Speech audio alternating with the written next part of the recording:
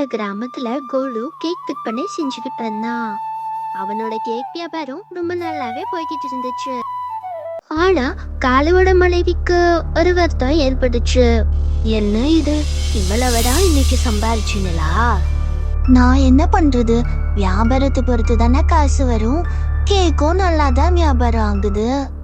நான் சம்பாதிக்கிற பணம் நம்ம குடும்பத்துக்கு போதுமானதாக தான் இருக்கு.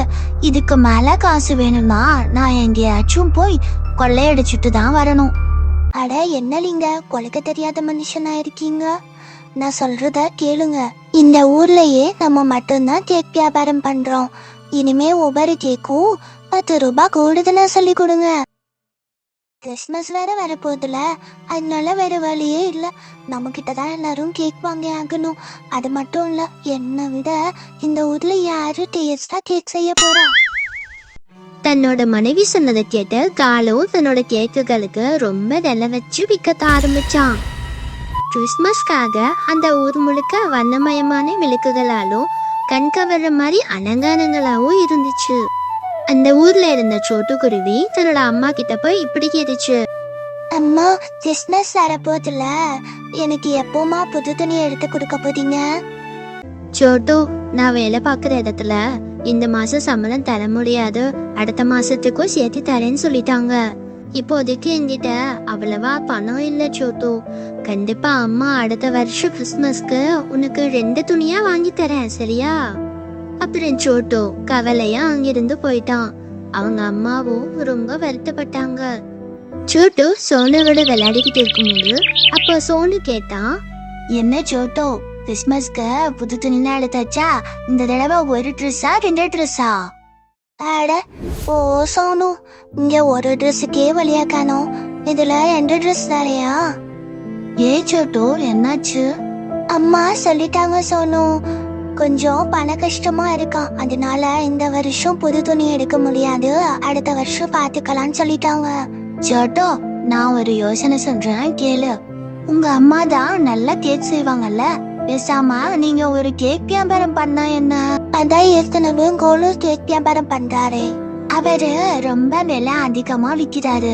இப்பெல்லாம் பெருசா யாரும் அவர்கிட்ட கேக் வாங்கறது இல்ல. நாம தரமான கேக்குகளை செஞ்சு நியாயமான விலைக்கு கொடுக்கலாம். அடுத்த நாள் சோட்டு கேக் செய்ய தேவையான பொருட்களை வாங்கினா. சோட்டுவோட அம்மா கேக் செய்ய ஆரம்பிச்சாங்க. சோனு குருவி கேக்குகளை விற்பனை பண்றதுக்காக விளம்பரம் செஞ்சா. வாங்க வாங்க, சுவையான கிறிஸ்மஸ் கேக், சுகாதாரமாகவும் தரமான பொருட்களை கொண்டும் செஞ்சது. கேக் வாங்க வாங்க, வந்து வாங்கிட்டு போங்க. சோட்டு குருவி சத்தத்தை கேட்டு எல்லா குருவிங்களும் சோட்டுவோட கடைக்கு போனாங்க. ஆஹா, இந்த கேக் ரொம்ப சுவையா இருக்கு. ஆமா, இவ்வளோ சுவையான கேக்க இது வரைக்கும் நான் சாப்பிட்டதே இல்ல. இதெல்லாம் பார்த்துட்டு இருந்த காலுவுக்கு ரொம்ப பொறாமையா இருந்துச்சு. என்ன அண்ணா, எல்லா வருஷமும் நம்ம கிட்ட தானே கிறிஸ்மஸ்க்கு கேக் வாங்குவீங்க, இந்த வருஷம் என்ன பக்கத்து கடையில வாங்கிட்டு போறீங்க?